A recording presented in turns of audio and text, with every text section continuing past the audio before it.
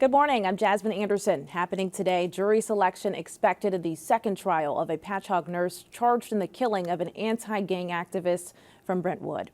Anne Marie Drago's criminally negligent homicide conviction was overturned.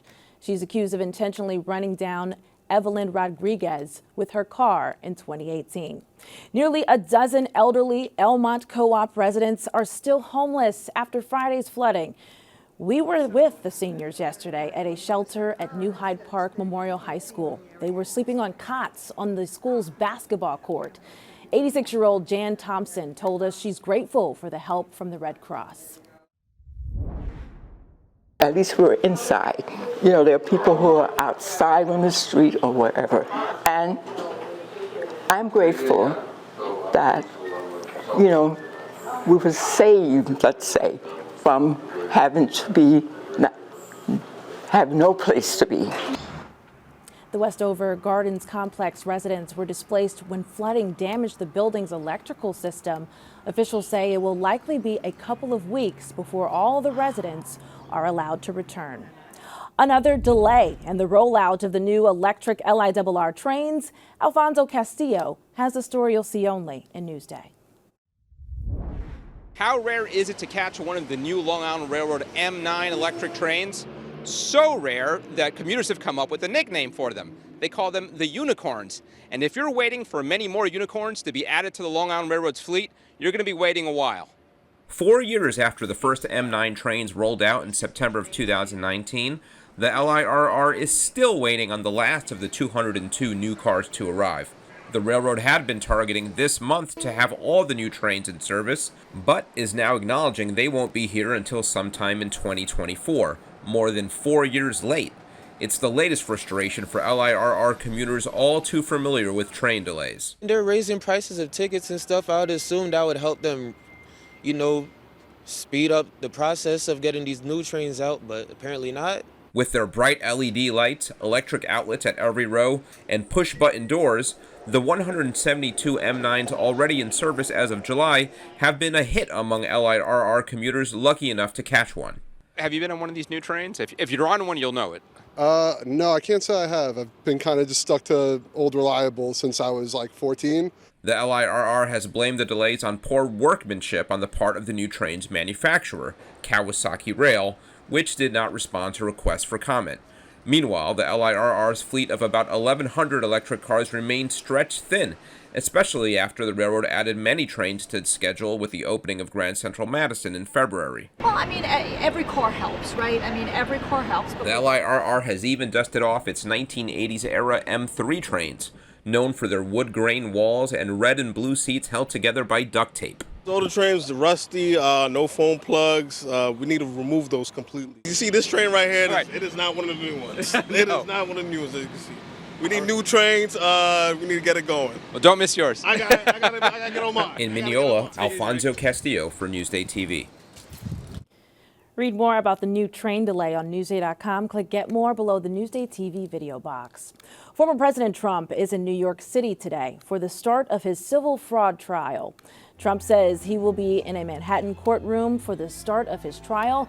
It's in connection with a lawsuit that's already resulted in a judge ruling that Trump committed fraud by overvaluing his assets in his business dealings. Trump wrote on Truth Social last night that he was going to, quote, fight for my name and reputation.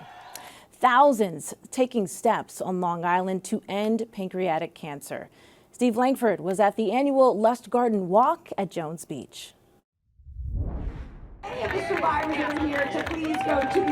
The toll that pancreatic cancer takes on Long Islanders may be understood in part by the sheer size of the crowd at Jones Beach Sunday morning. 2,200, the turnout for the 23rd annual Long Island Walk for Pancreatic Cancer Research, according to organizers from the Lustgarten Foundation, which expects to raise $800,000 here. She used to walk. We walked together with her before she was even diagnosed. She was Mary Napolitano, a Howard Beach, Queens resident, fitness instructor and mother of 3 children, diagnosed with pancreatic cancer at age 38 and dead at 44. She would say it herself, I eat healthy, I exercise, I don't drink, I don't smoke. So how did this start? The 5-year relative survival rate for pancreatic cancer, about 12%. You know, it is a little emotional for me. You can say no for your dad, though. There's a little exciting chatter happening over here. I feel fortunate to be here. Errol Toulon Jr., the Suffolk County Sheriff, was diagnosed with pancreatic cancer 20 years ago. He admits there were times he just wanted to give up. Actually, there was a day where I prayed to God, asking him just to take me because I couldn't deal with it anymore. For the sheriff and everyone else here with a personal story of pain and perseverance, the march toward a cure may offer comfort in the community of courage. Steve Langford for Newsday TV. Incredible story. Read more about the Lust Garden Walk on Newsday.com. Click Get More below the Newsday TV video box. The Jets are coming off a tough loss to the reigning Super Bowl champs on Sunday Night Football. Halfway through the fourth. Wilson lost it on that snap. Hard to watch after leading Gang Green back from a 17-point deficit. That fourth quarter Zach Wilson fumble was costly for the Jets. Patrick Mahomes in Kansas City would run the clock out, beating Gang Green 23-20. Taylor Swift was at the game at MetLife to support Travis Kelce in Kansas City. There she is. She was accompanied by Blake Lively, Sophie Turner, Ryan Reynolds, and Hugh Jackman. The Giants are in action tonight on Monday Night Football. They host the Seahawks. The Mets are looking for a new manager. They fired Buck Showalter last night before their season finale against the Phillies. Showalter spent 2 seasons with the Mets. The Mets lost their final game of the season last night to finish the season with 74 wins and 87 losses. The Liberty have advanced to the WNBA Finals for the first time since 2002. They outlasted Connecticut 87-84 last night at Mohegan Sun Arena. New York takes on Las Vegas in the finals. Game 1 is Sunday. Good luck to them. Aerosmith fans will have to wait even longer to say goodbye to the band. The vocal cord injury Steven Tyler suffered on Long Island is worse than originally thought.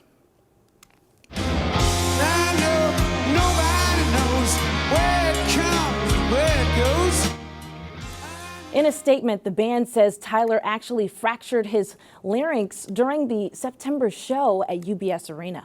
Aerosmith has now postponed all of the remaining shows on its farewell tour until 2024. Of course, we wish them well. Checking out your hyper-local Monday forecast. Sunny today, highs around 74 degrees.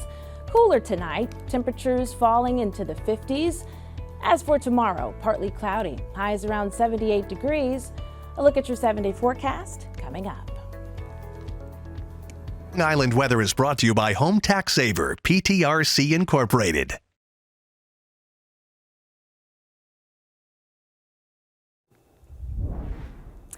The Mets and Yankees have finished the season with 2 of the most expensive disappointments in history. David Lennon takes a look at what's next for both teams. Starting Sunday night, Citi Field will be empty for the winter, as well as the ballpark across town in the Bronx, as New York will be closed to playoff baseball for the first time since 2014. The Mets and Yankees turned out to be the most expensive flops in baseball history, with the Mets checking in at $377 million and the Yankees at $294 million, both turning into near last place finishes in their division. So what's next? For the Mets, it's bringing in a new president of baseball operations in David Stearns. Roster-wise, the thing for the Mets is pitching. The only 2 they have returning are Kodai Senga, who's turned out to be an ace-caliber pitcher this year, his rookie year for the Mets, and also Jose Quintana. Beyond that, it's pretty much a blank slate. So they'll be heavy into the free agent market. There's also Blake Snell on the free agent market. So there's a deep market to explore there for the Mets. As for the Yankees, it looks like both Brian Cashman and Aaron Boone will be back for next season. So beyond that, Hal Steinbrenner has shown himself to be quickly running out of patience. He's pledged an audit of the entire organization heading into this winter and trying to figure out where everything went wrong for this expensive collapse. What the Yankees need is offense. They seem to be in pretty good shape pitching-wise, with Garrett Cole headed for his first Cy Young Award. After that, they have to figure out how to get this lineup to score some runs. They were in the bottom of the league in nearly every offensive category. So drumming up some offense with some of the younger stars as they wait for Jason Dominguez to come back from Tommy John surgery will be near the top of that list. It's sure to be a busy winter for both teams, so stay tuned. This is Dave Lennon for Newsday TV. Read more about the Mets and Yankees on Newsday.com. Click Get More below the Newsday TV video box.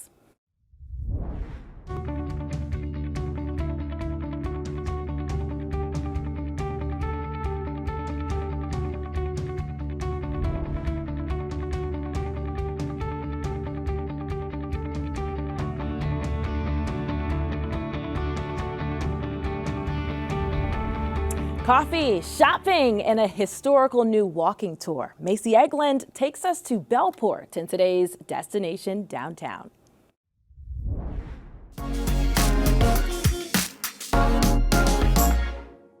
Bellport Village on Long Island's South Shore is a quiet little community with a cute and quaint downtown. Adding to the charm is Brewport Coffee House. The most common feedback we get is how cozy the place is. People really feel comfortable when they come in here. Joe and his brother-in-law Keith opened the place in November of 2021. We're both from the area, and we just thought the area needed that. It was missing a place where you can go sit down with your laptop and have good coffee drinks. Their espresso beans are imported from Italy, giving the drinks a creamy and chocolatey taste. And they always have a fun new drink to try. People come in specifically for the specialty drinks, and they look forward to trying different ones every month. They're our biggest sellers, the specialty drinks. Enjoy their creative concoctions in a super cozy environment, plus fresh pastries, things like scones and cookies, all locally sourced. They also have tea refreshers if coffee isn't your thing. And through fall and winter, enjoy live music on Sundays. Once you're caffeinated, take a stroll back in time. Bellport is rich with history, and they recently created a walking tour through town. Our social media producer Priscilla and I decided to give it a try. They make the process super simple. You call up the phone number, key in your starting point, and listen to the history of the homes and businesses as you walk. We chose Bellport Lane and got to learn more about who owned these homes built in the 1800s. This house was built in 1833 by shipbuilder Hiram Post. And the street ends right here on the water, so you can sit back, relax, enjoy the view before you head back up the block. There's also a playground for the kids and several areas to sit and chat. Once you're back downtown, grab some dinner or dessert at one of their local restaurants, or do a little shopping. A full day of fun in one little village. Reporting for Newsday TV in Bellport, I'm Macy Eglund. For more on Destination Downtown Bellport, go to Newsday.com. Click Get More below the Newsday TV video box.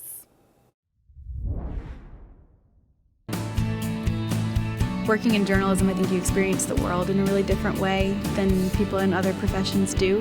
I find it very satisfying to learn about things and get to tell other people about them. Newsday, covering Long Island like no one else can.